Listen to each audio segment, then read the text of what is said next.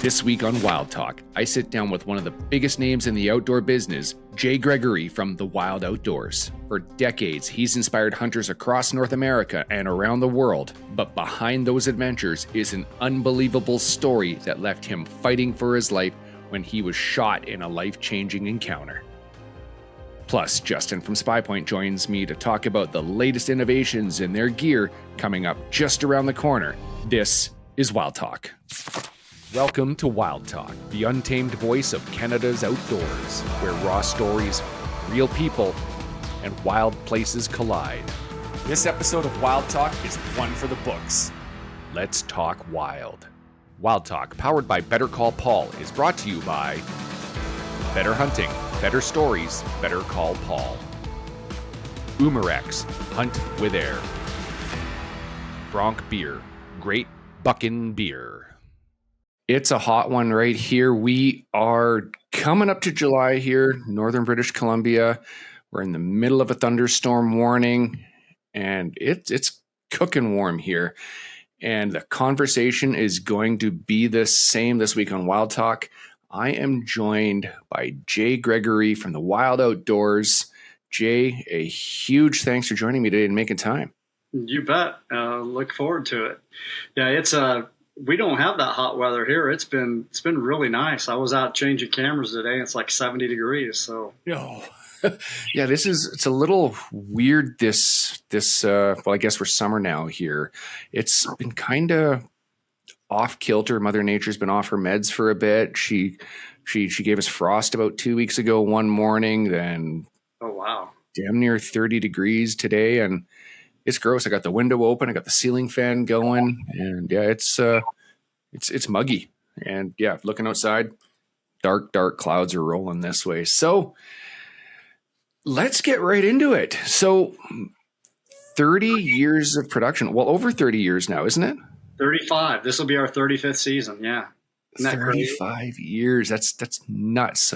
People, I've been doing this show about 3 and a bit years, and that's a long time. I can only imagine what 35 years worth of producing content, and not just content, but quality content takes out of you.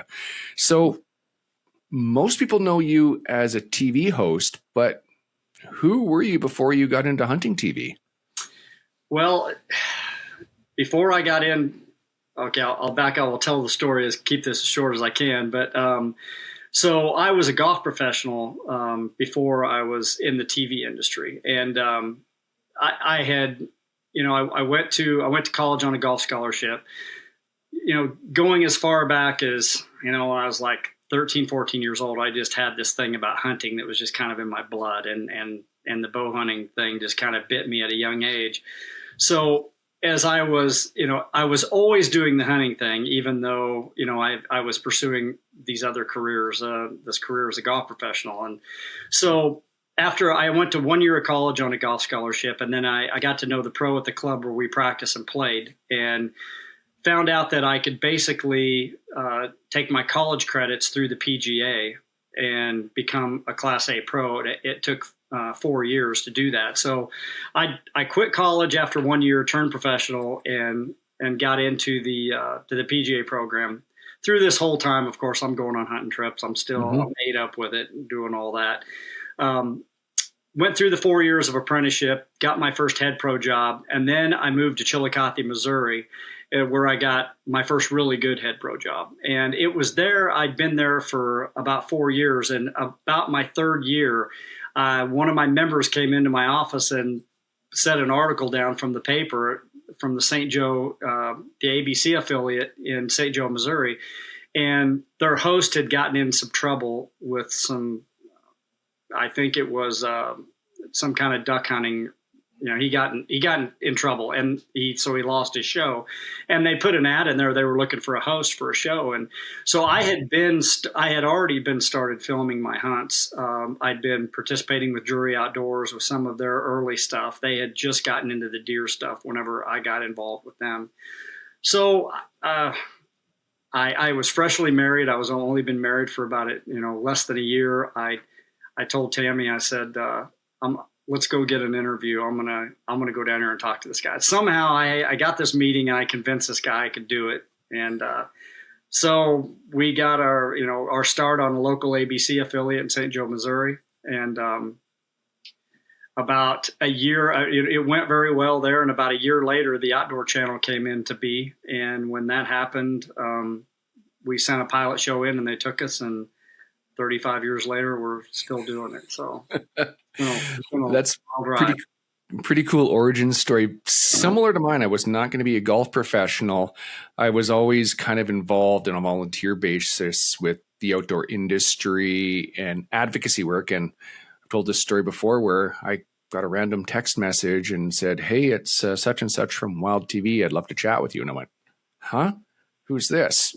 So I called my buddy who worked at Wild TV, and he said, "You said you wanted a gig with us, so let's see what you can do."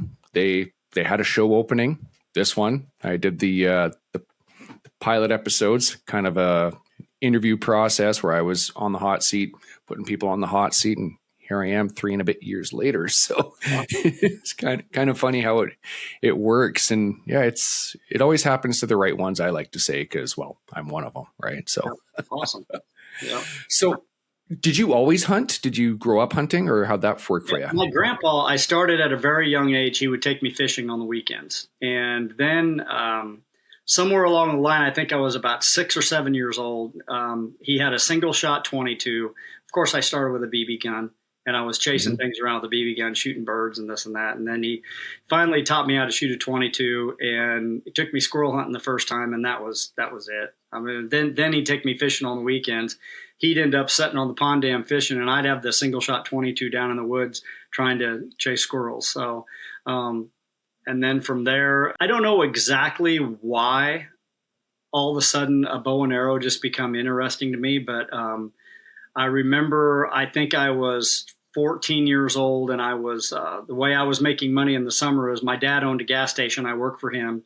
And then I also had a fireworks stand that I sold fireworks. And I remember I saved some money, and I bought my first bow in Montgomery Ward's in their catalog, and knowing nothing about anything. So it was just, and the bug just bit me from that point on. I just had no interest I wasn't interested in gun hunting. I just was so ate up with this archery thing. And who'd have ever thought, starting, at a very young age and all that, I'd be doing this, I'd get to do what I love for a living for this many years. So it's been a blessing. Yeah, that was something I wanted to chat about. Did you ever think that you'd turn this into a career, and not just a career, but a very successful one? Everyone has dreams. If you'd have asked me what my dream was when I was 16 years old, I would have said, I wish I could figure out a way to hunt for a living. Very first video that I ever saw that really probably had as much to do with my career path later on in life was I was like everyone else. I used to go to the video stores and rent the VHS tapes when they would come out way back in the day, back in the 80s and 90s, before all the digital stuff. And I saw this video called Bow Hunting October Whitetails. And I don't know, there was something about that video. It was just like, man, that's what and then after that, I just started watching everything I could. I started reading everything I could. And it was a dream. Did I ever think it'd become a reality? Not really. But then whenever I got the chance, it was like, wow, this is happening. So it was pretty cool. I got in it at the right time. I mean, like today would not be the right time to get into it. It's tough now. I mean, social media changed everything, and I've seen the progression of TV when TV was king, and, advertisers were, they wanted airtime. They wanted airtime on shows that were popular, that were getting a lot of viewers. And, back then, if you wanted to watch hunting videos, you had to wait a whole year. Like we would film when I first got into it, we would film all year, and then those hunts wouldn't come out until the following year. And now it's just the opposite. I mean, we're literally almost doing live hunts because they, the people we work with, our sponsors and our advertisers, they want everything out there now, and that's just the way it is. So it's a lot different. It's changed dramatically from when I first started. Everything from the way the advertising is and what that was like to our equipment, and technology. We had these huge 20-pound cameras with 30-minute beta tapes, and we had to take 2 or 3 extra batteries, and you're always worrying if you were going to run out of tape, if something good was happening or a battery is going to go low.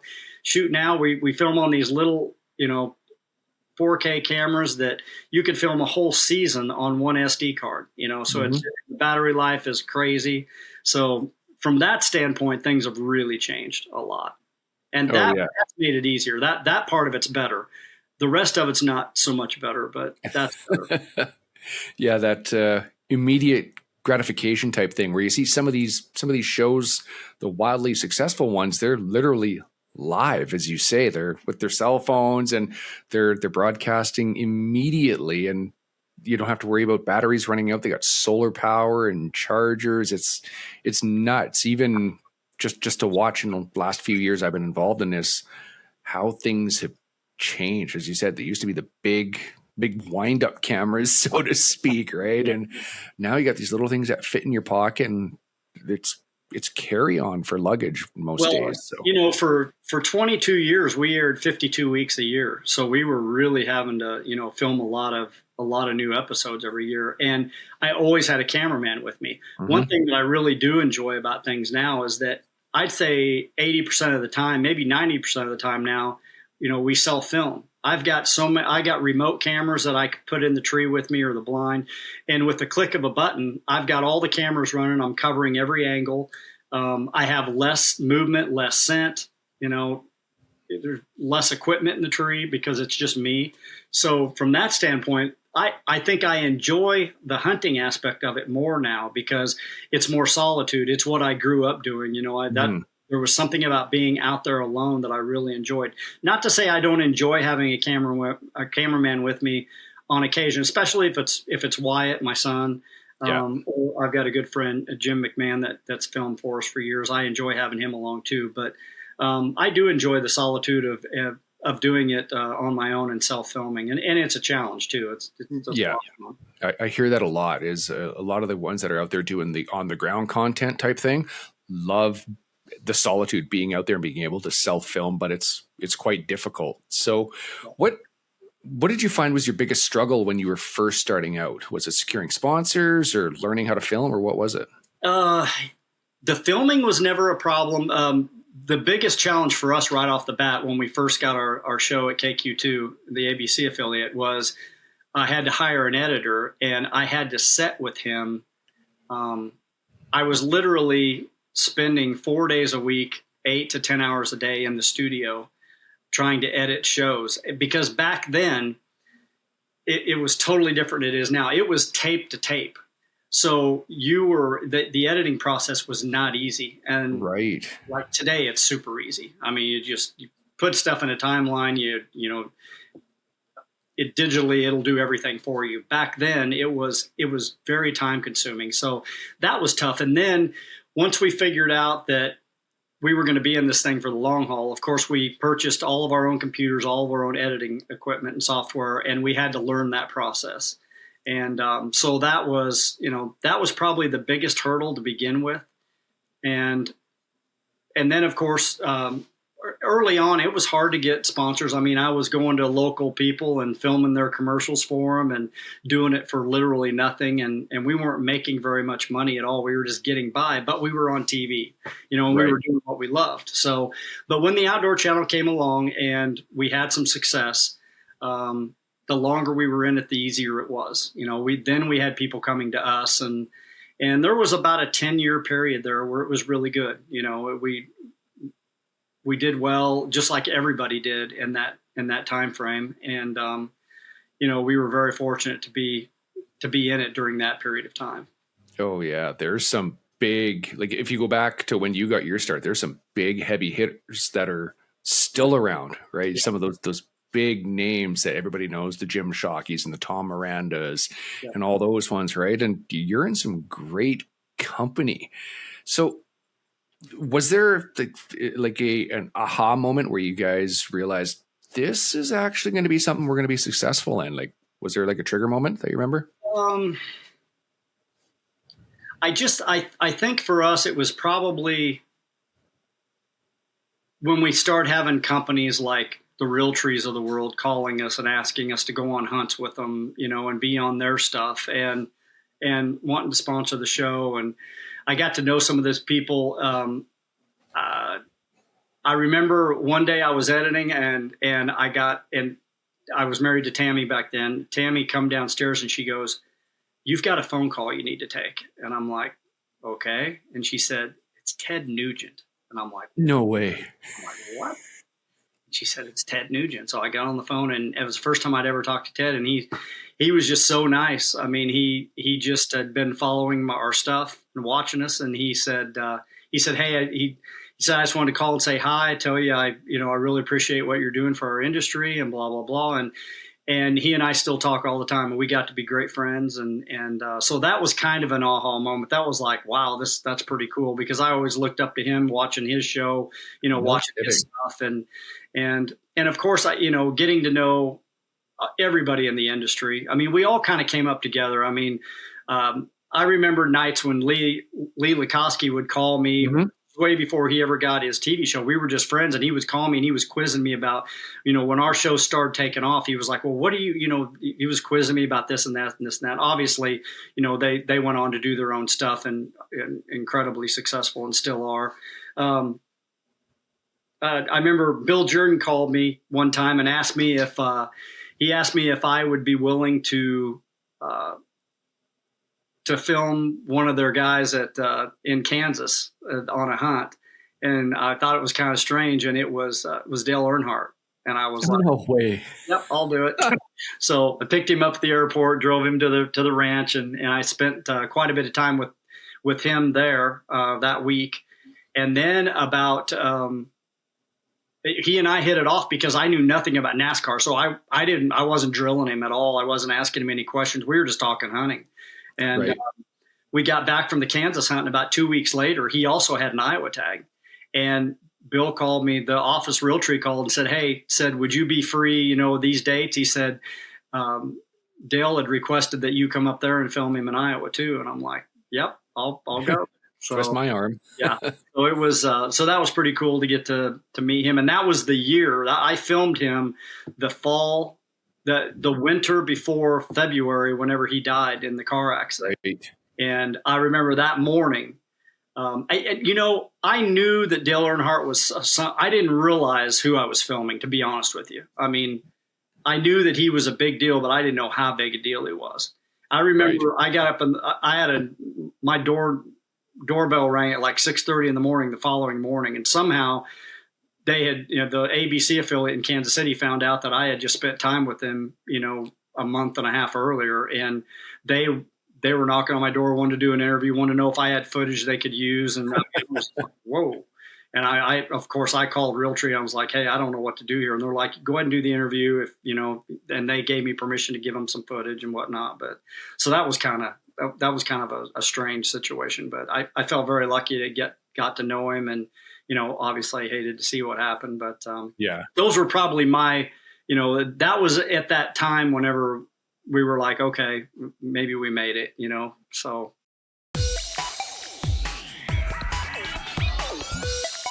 I absolutely love these segments of Wild Talk. I get to sit down with some of the best in the business to talk about some of the most incredible products that are on the market, coming to market, being tossed around, and all that sort of fun stuff. So I am excited to welcome back Justin from SPYPOINT once again to talk about what they've got on the menu for this hunting season. A huge thanks for joining me today, Justin. What's going on in your world down there in Louisiana? Hey, Steve. How are you, man? Good. Before we got rolling here, we talked a little bit about the weather. It's overcast here. We record this the first week of July, and I know you guys are probably wanting to cut the grass, you were saying, but you got some storms going on. Yeah, it's pretty crazy down here. And I actually just spent a week up in the Rockies over in Colorado. So coming from the cool mornings and the dry days back to the Gulf Coast humidity was quite this literal slap in the face. But happy Canada Day also, man. It is. Thanks, man. Yeah, it is Canada Day as we record this. got some extra time on the docket today, so figured we'd rock this out. And without any further ado, I know you've got some cool things coming down the pipe for SPYPOINT with the Flex S Dark. That's a mouthful, isn't it? Yeah, it is. Yeah, we like hyphens over at SPYPOINT. So tell me what you got going on. Man, we've got some really cool stuff coming out. Starting this month through the end of the season. So we're actually having to break this into two. I've got so much to talk about. So part of the rollout process, one of the things that we're going to do is we're doing a plan evolution. So we're making some changes to the way the SPYPOINT plans bring value to the customers. So you mentioned the Flex S Dark. The first thing that we're doing this month is that we will enable via an over-the-air update. Customers aren't going to have to do anything, live streaming on the Flex S Dark. Now, why do we choose just the Flex S Dark? Is because live streaming is pretty power consumptive. And the Flex S Dark has that built-in solar panel with the built-in lithium battery with the option to put either AA's or one of our Lit 22 rechargeable lithium battery packs in it. So it's going to provide plenty of power to offer streaming. Not only that, but we're going to give a streaming trial to anyone that buys a paid plan. That's the basic plan, the standard plan, or the premium plan. On top of that, if you get a premium annual plan, so that's the unlimited photo plan, and if you pay for it annually, you're going to get unlimited streaming minutes. So that's a really big value add for Flex S Dark users, or those that streaming is really important to them. Not only are you going to get the unlimited photos, but you're going to get unlimited streaming minutes with that plan on the annual option. It's pretty cool. That's pretty badass. So basically I can open up the app on my phone and watch in real time what's going on with the camera. Is that how it works? Exactly right. Yep, that's exactly right. It's then going to So the way it'll work is it will download the whatever you streamed to the cloud, and then you can go in and edit it, to be able to share whatever. But it's going to download the entire segment that you streamed, and then you'll be able to purchase additional streaming minutes if you want, if you're not on the annual premium plan. But yeah, man, we're really excited about that. No kidding. So is this app, like the downloads for it, how does it work? Like you mentioned that the customer has to do nothing. Do I have to sign into my SPYPOINT account, or walk me through? So we're going to send it over the air automatically. All the cameras being connected to the networks. We have the ability to see what firmware versions they're on. And in an instant like this, we're going to be able to push it to all of them automatically. And then on top of that, the ones that are on the shelf or the ones that will be shipped will download it automatically at activation. So it's just going to work like it always should have been there. Pretty seamless. On top of that, another really cool one. So we've got a brand new tech for us that we're launching at the same time called Smart Send AI. This is really going to add a lot of value to the plans as well. Not only will the cameras automatically detect whether or not there is an object of interest, I'll call it. So let's say, a bird or squirrel or human, anything else. So on those really windy days where there's shadows and rocks and water and those things that cause false detections, the cameras will be able to detect, hey, there's nothing of interest in this photo, and not transmit it and not utilize one of your photos from your plan. The even cooler part of that, I told you there was a lot, man, is that you will now be able to select what species you want transmitted only. For instance, if I only want to receive buck photos and only want buck photos to hit my account and deduct from my photo count, I can select buck.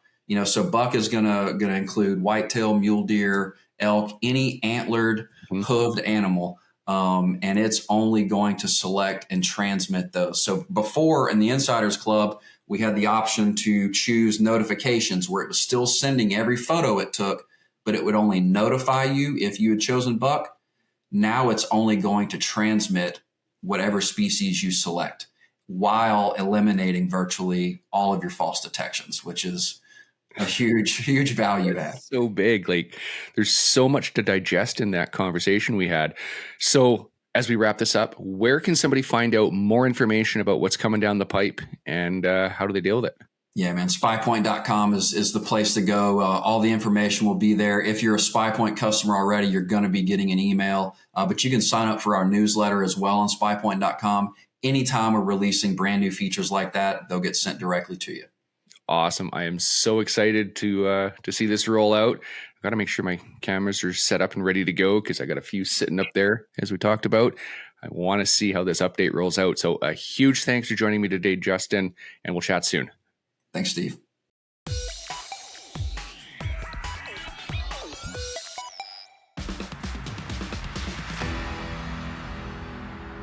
What a name, but he's quite the character. Yeah, I couldn't even imagine what sitting in a blind with him would be like. Yeah, we never sat in a blind. We were in a tree stands, freezing butts off. Oh, wow. Time too. Kansas wasn't bad. Iowa was terrible. The weather was snowy and cold, and he loved to hunt. I mean, he didn't let the cold get to him. We still went, so it was fun. I love hearing that about these ones that you sometimes see on TV or on social media, and everybody goes, "Oh, they're not real hunters.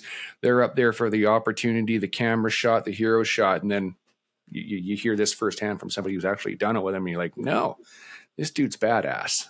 He was no doubt. A guy. Well, I got to hear a lot of stories at dinner time. It was pretty. He talked about Dell Jr. a lot. Of course, I didn't even know who Dell Jr. really was, other than I knew it was his son. But it was fun. We got to hear a lot of stories. So I love that they're real people, and they're just like us. They chase that solitude. They chase the friendship, the brotherhood out there, and the freezer full and the memories, and that's absolutely fantastic. So we heard about your origin story.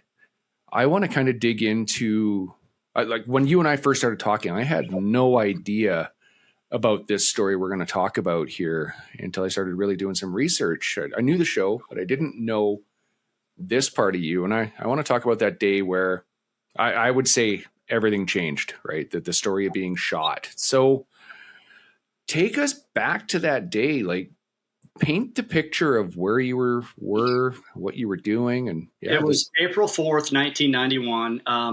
I was in Chillicothe, Missouri, that was my first really real head pro job. So, and we had, I wasn't doing the TV show yet. Okay. So it was a morning. I had just gotten the job. It was April 4th. So it was spring. I was headed into work. At a board meeting a couple weeks earlier, one of my board members was a huge farmer that owned a whole bunch of ground. And of course, he and I hit it off right away because, I'm like, "Oh, can I turkey on your ground?" He's like, "Yeah, sure." And he showed me where it was. And so on my way to work, I threw on an old pair of camo pants and a jacket, and I had a pair of binoculars. And turkey season had opened for like 3 weeks, but it was April 4th. It was a beautiful morning. So I just, I drove out to his place, parked my car, and went in. I went in the dark. Obviously, I heard some turkeys gobbling and was just kind of scouting the edges of the field, was watching with binoculars, was walking through the woods. And I was walking through the woods, and I saw a bunch of corn on the ground, and I thought it was kind of weird. And then I hear this voice, and I hear somebody yelling at me. And there was a guy sitting in a tree stand with a rifle. And I immediately thought, oh, I was kind of putting two and two together here real quick. And so he got out of it, came down, he was cussing at me and coming towards me. And I was like, "Hey, I don't care what you're doing. I'm out of here." And he just kept coming towards me. When he got closer to me, I kind of got the feeling he was going to try and hit me with the butt of his gun, because he kind of had it up, and he was off the rocker. I mean, I don't know how else to explain it. He was just crazy. And hindsight looking back, I think he thought that I was there trying to catch him poaching, which obviously I was. And so then he got closer to me. I started backing up, and then he told me he was going to kill me. And he shouldered the gun and pointed it at me. And I still was in disbelief that, there's no way. But when he shouldered the gun, I turned around, I took off running, and I was pretty fast back then. And I just took off running through the timber. And then the next thing I know, I just hear this loud noise, and I got this real weird sensation, and I kind of like woke up laying face down in the leaves. And it was at that moment I rolled over, and I was just covered in blood, and I was like, oh my God, he shot me. And he was still coming towards me with his gun. I thought he was going to shoot me again. And I think maybe the reality hit him because I was covered in blood. And then he immediately was like, oh, the gun went off on accident. And, you know, and I wasn't going to argue with him at that point. I stood up, I tried to get up, and I looked down, and, you know, everyone knows what a deer, it was a 270, 170 grain bullet, hollow point. So obviously it went in my back, and it took the top part of my ilium crest off, and where it came out the front, it blew a hole about the size of a softball. So when I looked down, I could see my hip bones and stuff. And so I didn't know really what to do, but I was bleeding. And, you know, I was a hunter, so I knew I could not. I remember thinking to myself, I can't go into shock. I've got to get some help. I took my gloves off and I shoved them in the hole to try and stop the bleeding. And he was rambling or whatever, and I'm like, I got to get to the hospital. And he's like, well, my truck's this direction, and you know, so go this way. So I just started walking or dragging myself, and I must have went a couple hundred yards, and he drove his truck up onto a levee, and I got in the truck, and then he was still babbling about the gun went off on accident or whatever, and I wasn't saying anything, and he drove to town, and when we pulled into the parking lot at the hospital, I jumped out of the truck, obviously, and because I was at the hospital and I wanted to get away from him. And so I went into the hospital, and I remember I was going down the hallway to the emergency room, and I was leaving a pretty good blood trail. And I remember the look on the nurse's face when I got there. Her eyes got about that big around. I said, I've been shot. I need help. And they came in, obviously, and they loaded me up on a gurney and took me in and started sticking things in holes that shouldn't have stuff stuck in them and all this other stuff. And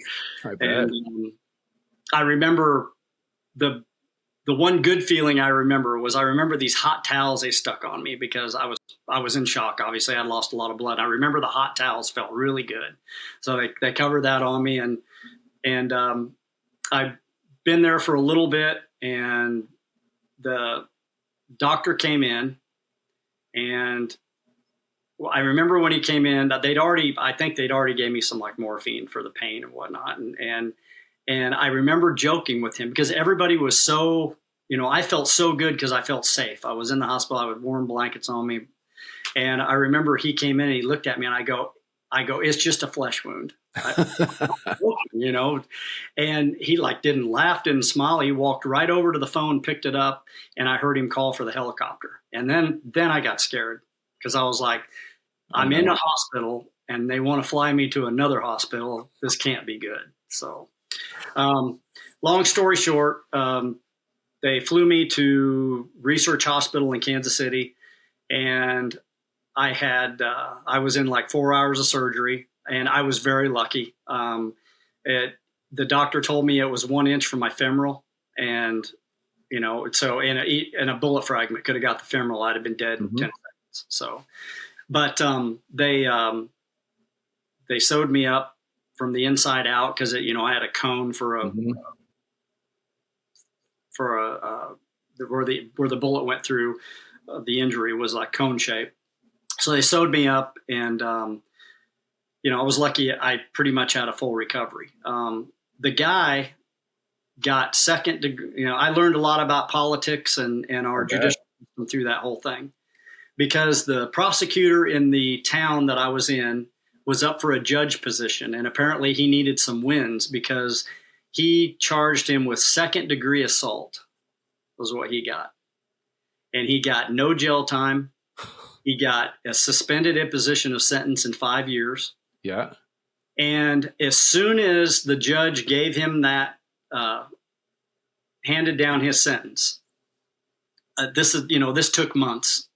And I'm still on crutches. I'm at the golf course. I'm in my office, and my lawyer, who was a member there, called that my lawyer that was representing us through this whole thing. He called me and he said, "Is Tammy there?" And I said, "No." He said, "Call her and tell her to meet me at the club and bring a camera."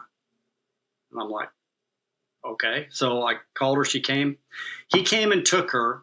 They drove out to this nutcase's house. He lived in the country. He put a sign in his front yard on a 4x8 sheet of plywood. He painted it white, and in red letters he put, "I gave the new golf pro in town a hole-in-one." Oh my God. You can't make that up. No. And to this day, well, my father has since passed, but that was the scariest part when I was in the hospital before they even took me in. You know, they had me up on all these, you know, they had everything hooked to me, my heart monitor and all that stuff. Mm-hmm. When I heard my dad's voice, my monitor just started going through the roof. The nurses ran in there and Dad came in there and I just asked him, I said, "I know what you want to do." I said, "But please don't make this worse than." Yeah. And I'm going to tell you, he's a better man than I am. Because if somebody did to my kids what that guy did to me, I'm either going to figure out a way to not go to prison and be smart enough to not go, or I'm going to prison. But that guy, I mean, there's no way. I mean, I just know me. Somebody did that to one of my kids. They're gone. I mean, it's just, and then, so that's why I say my dad never found out about that sign. Mm-hmm. And the next day, the judge called him back in and told him if he did any, slapped him across the wrist again, and told him that he told him to stay away from us completely. And if he ever did anything like that again, he would put him in jail. But he didn't ever, nothing happened to him. So just crazy. And by the way, I've kind of went through this all quick, but a very good friend of mine, Jake Latondras, who has a media company, 25 years after this happened, I allowed him to do a documentary on this whole thing. And he did it, and it's on my YouTube channel. It's if anyone wants to Google Jay Gregory getting shot, you'll find it. It's called The Other Side, and it's a documentary that spells out everything. It tells, and it's very accurate. Jake did a wonderful job on it. I couldn't talk about it it took 25 years for me to allow him to, that was in 1991. And it took a long time before I really even wanted to talk about it and tell, and anything. But finally, obviously I'm over it now. But I don't know what you call it. I think now they would call it PTSD or whatever. Mm-hmm. But I definitely had something because it bothered me for a long time. And it's still, if I think about it, it's like, man, I'm lucky I have 2 kids because I shouldn't even be here, So. But probably the weirdest part to the whole story, and I'll sum it up with this. I was at a birthday party. This was in Chillicothe at this restaurant. My wife and I were there. We'd been doing the TV show now for about a year, almost a year. So I was starting to get recognized some. Mm-hmm. So on the local level. And so we're sitting in there having dinner, and we're at a table with a whole bunch of people. And I noticed this couple kept staring, and I thought, I just thought, well, they probably just have seen the show. Well, finally, I'm sitting there, and somebody taps me on the shoulder. I turn around, and this guy says, "Jay," he said, I can't remember what his name was, but he said, "I've been wanting to talk to you for a long time." And he said, "I don't really know how to say this." He said, "But I just want to apologize for what my dad did to you." Yeah. Whoa. Yeah. And that was it. It was it was almost like this weight just kind of fell off of me at that point. I don't know how to explain it, but it really touched me. I was a mess for a little while, but no kidding. But it was really weird. And, and he told me, he said, "My dad was crazy. You're not the," and the thing that was nuts about the whole situation with what he was handed down, the second degree assault, is they had witnesses. The prosecutor had all kinds of witnesses that this guy had stuck guns in their cars and threatened them when they'd be down fishing on the river or stuff. He had I wasn't the first person that he had ever threatened. I just happened to be the first one that he shot. So not a shock. Yeah. Wow. Not even a lick of jail time for. No, I can't wrap my head around that. Yeah, me neither. Now so it was crazy. Oh man, that's how I found out you were shot. And after you and I started talking, I was doing a little more research into who you were as a person, not just the show. And I went, whoa, because I remember I texted you and I went, you were, what the hell? I had no idea. And this is part of the reason I wanted to chat about this. And so for me, looking at it as an outsider, I would have been absolutely terrified to go back into the woods alone. Did that sort of thing happen to you? How long did it take to go back, or what'd that look like? Not really. To be honest, it was like, I don't know. I kind of looked at it like, I'm so lucky to be alive that I'm not gonna let this affect the rest of my life. You know, at that time, I didn't know. You know, my hip is still numb. I still have numbness in my hip because of all the nerve damage. But I was so lucky to have, you know, pretty much 100%, you know, recovery from it. And you know, not many people can say they've been shot with a 270. You know, at 50 yards and have a hole in them the size of a softball come out and have 100% recovery. So, I mean, I feel very, very fortunate, you know, that was the case. And, you know, my dad, he just shook his head when, you know, afterwards when we talked about this stuff. He's like, did you ever think before you got in his truck that he might not just drive you down to the river and shoot you? Exactly. And finish the job. And I'm like, Dad, at the time, I didn't have a choice. I mean, I was going to bleed to death if I didn't get to the hospital. I mean, and it was either that or try and get to my truck and drive, you know, and drive back, which I probably could have, but I don't know. It was, that whole morning was such a blur after he shot me that it was just weird.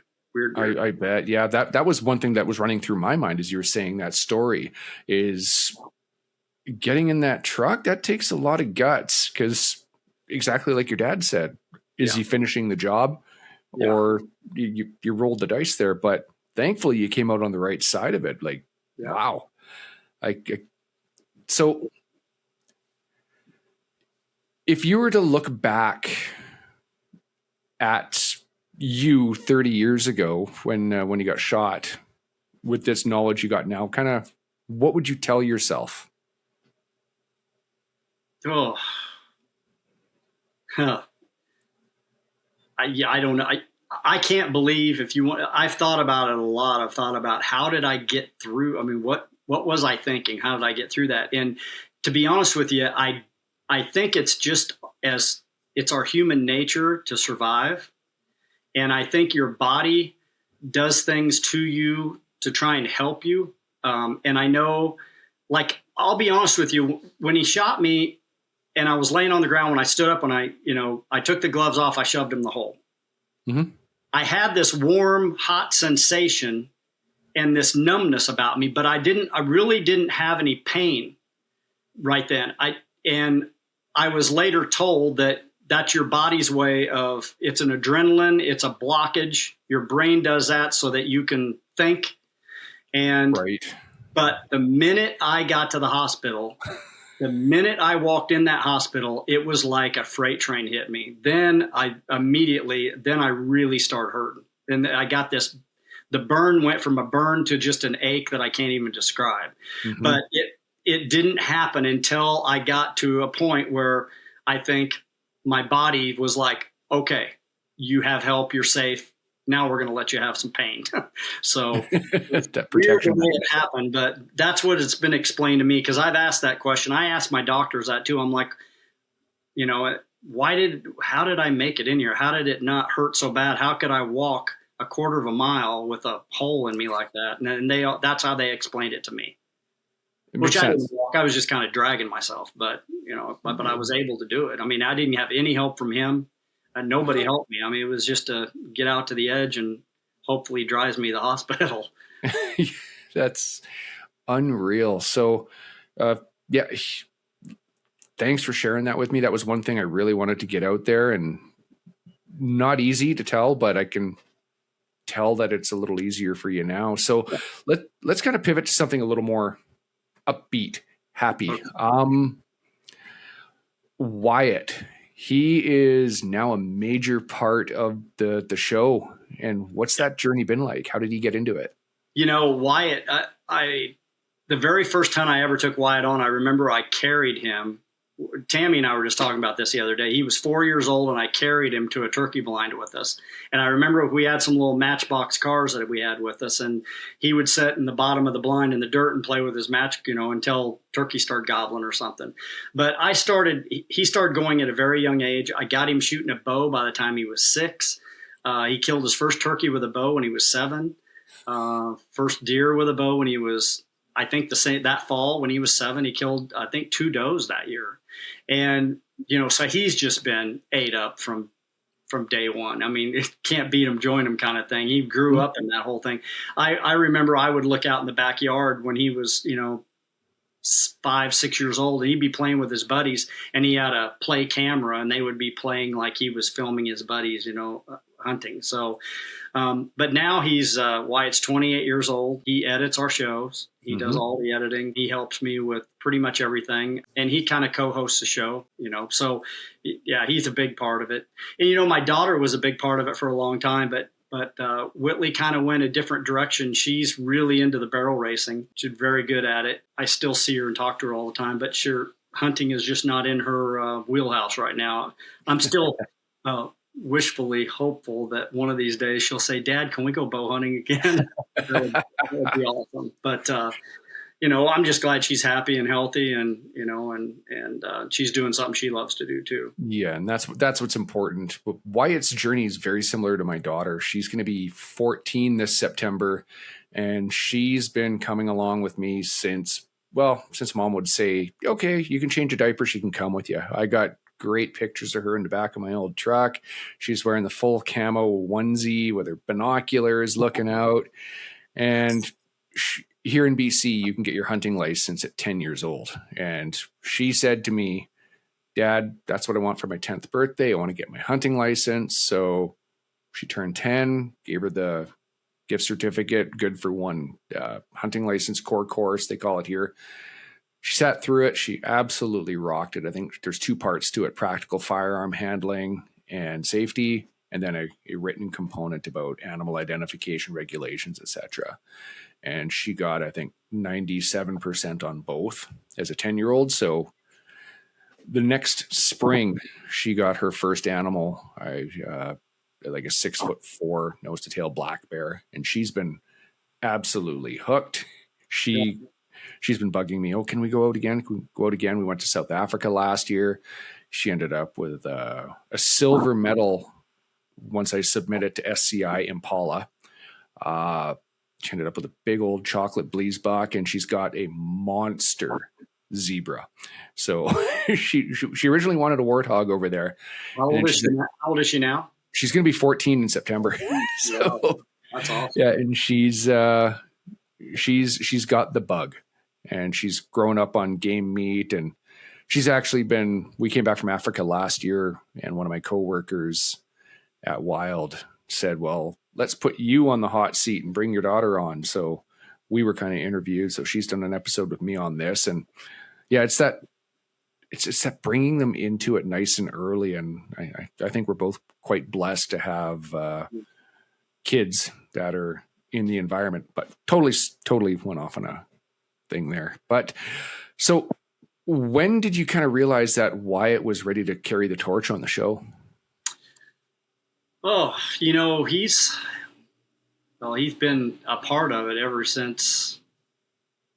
He went to 1 year of college on a golf scholarship too, and his heart wasn't. I mean, he just wanted to hunt. He wanted to be, do more with the show. So, and that was a kind of a tough decision for me. I had an editor that was been with me. It was a good friend of mine. His name is Mac Lee for a long time, and as the TV side of things really slowed down, it got to the point where, I was going to have to make some changes anyway, because I couldn't afford it the way we had been doing things, So it all worked out great because Wyatt came along. Wyatt started teaching himself and learning the editing stuff for a couple years, and then he was ready.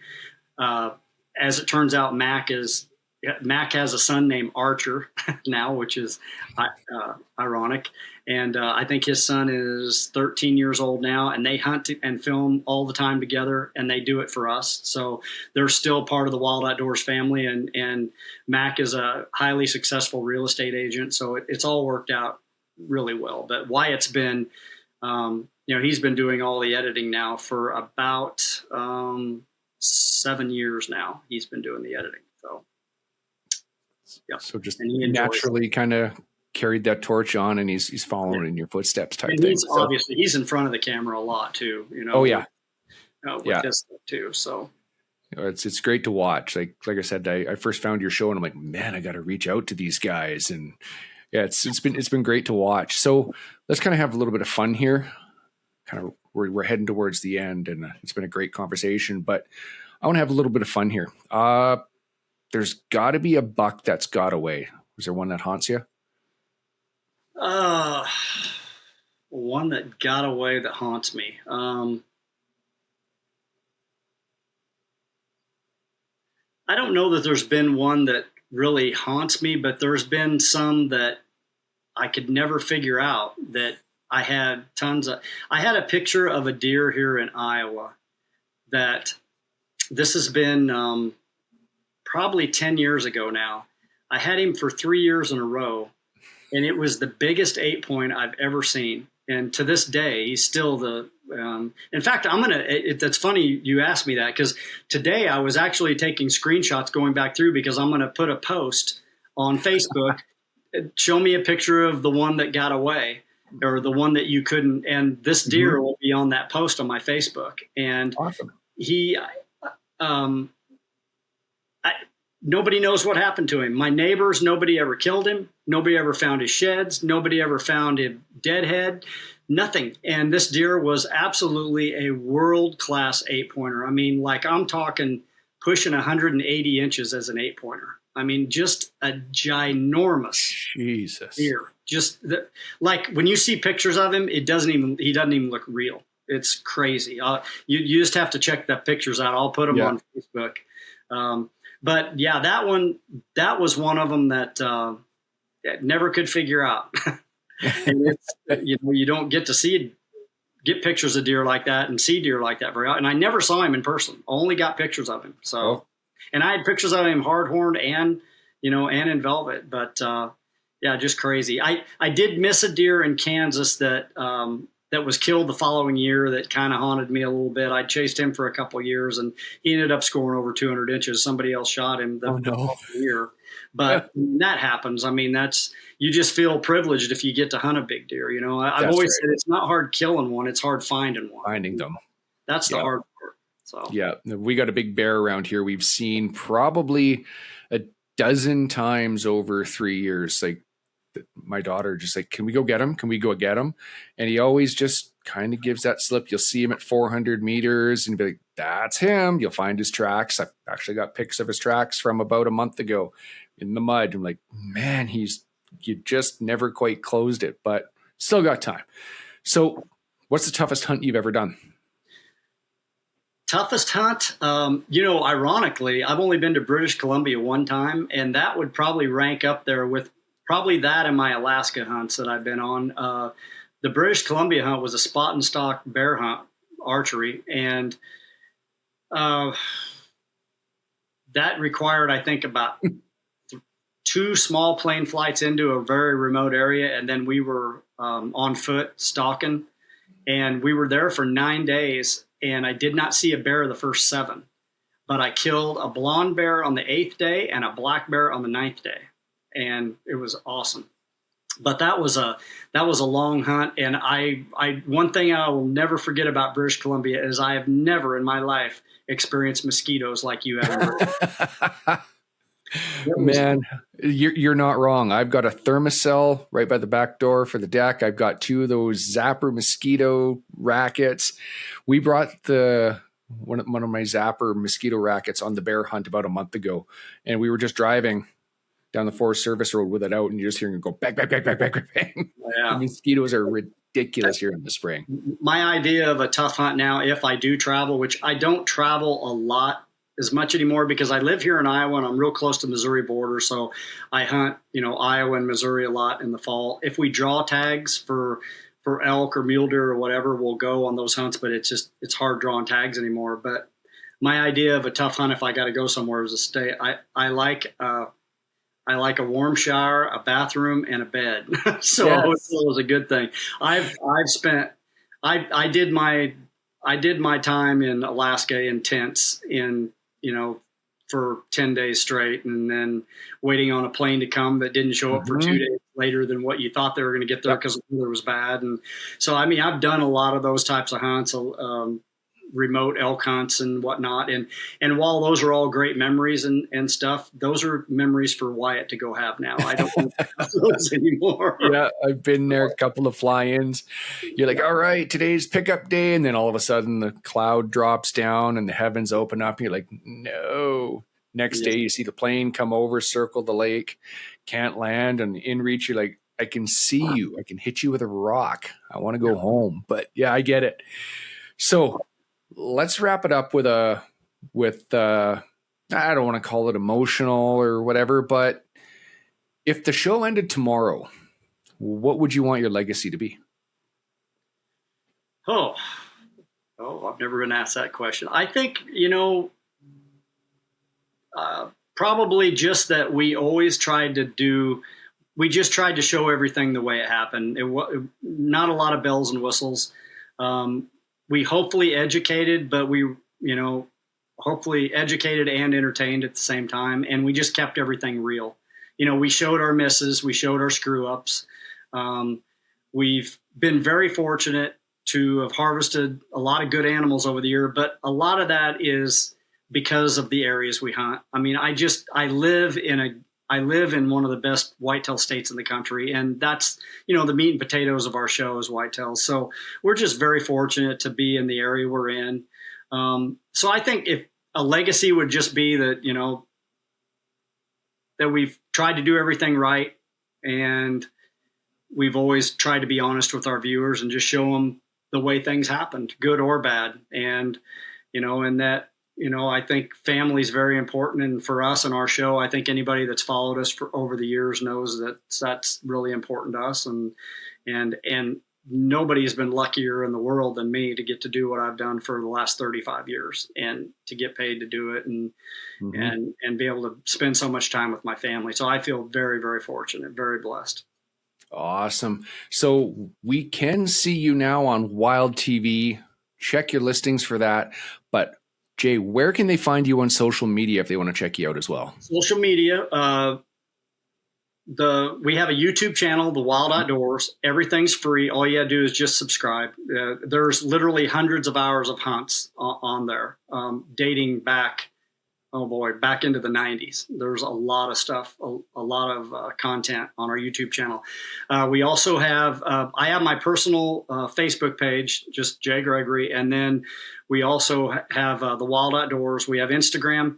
One thing that's really blown up for us the last few years, and Wyatt's the one that talked me into doing this, 2 years ago on TikTok, I started doing daily updates when the hunting season kicks in. And it's basically, I'm just giving a morning and night update once we start hunting every day of where we're at in the rut, what our weather conditions are like, what I'm seeing the deer doing, what I'm watching.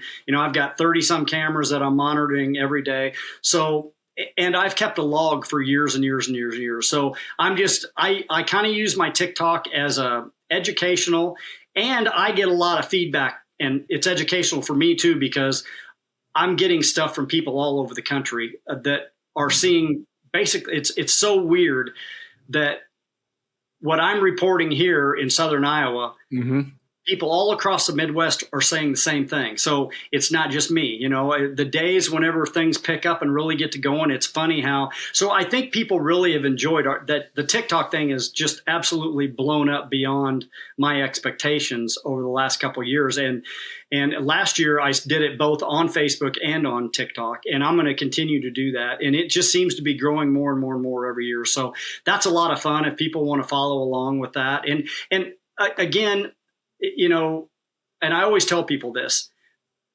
what I share with people are just my opinions and my experiences. It doesn't make me right. It doesn't make me a better hunter than the next guy. It doesn't have anything to do with that. It's just I'm sharing my experiences. This is what works for us. This is what hasn't worked. And if this helps you in any little way, great. And if you've got something to share with us, please do, because we're always open to learning too. So it's a lot of fun. We've enjoyed that aspect of social media a lot. Awesome. Thanks again for joining me today, Jay. Huge thanks to Wyatt, and can't wait to see where the next few years go for you. Well, thank you. And we're looking forward to airing. This is our first time airing on Wild TV, so we're pretty excited, and hopefully people will enjoy it. I'm sure they will. Thanks again, Jay. Thank you. Wild Talk, powered by Better Call Paul, is brought to you by Better Hunting, Better Stories, Better Call Paul. Boomerex, hunt with air. Bronc Beer, great buckin' beer.